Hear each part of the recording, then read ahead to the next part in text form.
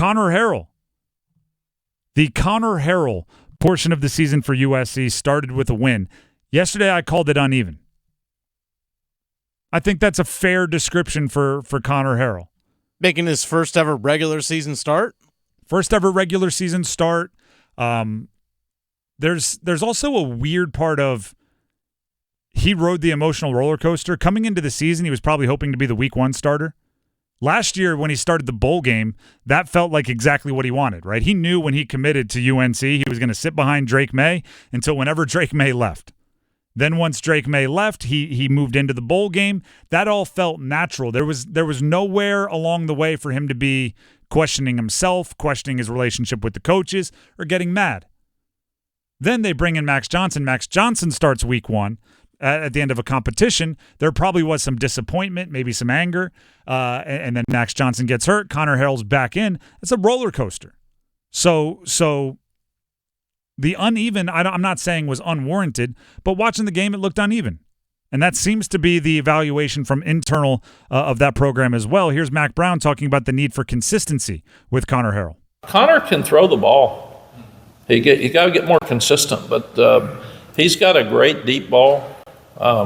He made 2 or 3 really good throws during the game, and he gives you the element to run. That is hard. He runs 4.4. So when he sees it's not there, and that's one thing we've got to get him to do, and it's his birthday and Chip Lindsey's birthday today, which is really unusual. So it'll be a birthday party in the quarterback room for sure. But we've got to get Conner, when he doesn't see it, go. Because you're so fast, you can make a difference. And when you run that fast, it's going to change the way people play you. Consistency. I actually think it's that's what quarterback is consistency. It's similar to offensive line in that way. You know, I've made the comparison to maybe wide receiver. Wide receiver can have 2 drops and 2 90-yard touchdowns. That's a 50% successful rate, but that is the best game of your season. Quarterback, you can have, of 70 offensive plays, 67 perfect execution and 3 interceptions, and that's a bad day. So consistency is important. The thing that I think Conner Harrell can get a little bit better at are what I call good misses. It's a golf term. It's a billiards term, I believe, which is, right, if a golfer, the better you are as a golfer, the more you can control where you're missing it. And what I mean by that is there's not a golfer out there.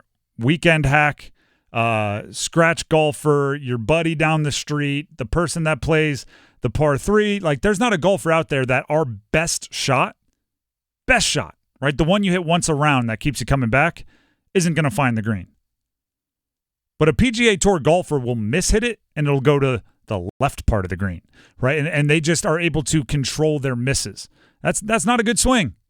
Luckily, I'm in the green side bunker rather than when I mishit it, which means I'm in 2 neighborhoods over, right? Or I'm 13 through someone's window, 13 feet in front of me because I just dribbled it. It was almost a whiff. Like their misses are better. No quarterback is going to be 100 of 100, but what Conner Harrell can do is, you know, his misses aren't big sacks, or his misses are still completions. The quarterback, the wide receiver just doesn't have the yards after the catch because it was a off-target throw, or even his misses are tuck it and run for 4 yards because he has that ability. If you look at the Charlotte game, and it's never going to be as pronounced against Charlotte as it will be against other power conference opponents. I'm worried for what Conner Harrell might do if the play doesn't go as scripted. And that's the opposite of what should happen for a player like Conner Harrell because he has the physical gifts to save bad plays. Right here, pocket passer, play doesn't go your way. Guess what you have at your disposal? The throwaway. Put that bad boy 6 rows in the stands, live to fight another day. Conner Harrell has something before that. Play doesn't go your way, tuck it and run. Right? Use your legs. Run that 4-4. Which is like a gift and a responsibility because it just also gives you another way to think you can get out. Sometimes the throwaway is a luxurious option. Some of the best plays quarterbacks have made have been not compounding errors. A lot of interceptions thrown because guys ran wrong routes. One time in college, I tried to throw it to the wrong route. You want to talk about a real quick decision that I regretted? Like I said, this wasn't exactly, but I'll give you the nuts and bolts. Say he was supposed to run a 10-yard in, and he ran a 10-yard out. So instead of just going, he ran the wrong route, let me get to my second read, third read, fourth read, my brain went, kind of open on the out. Let's give this a ride. Threw it out there. Didn't go well. Right? That's letting a mistake compound a mistake. That's letting a miss become a bad miss.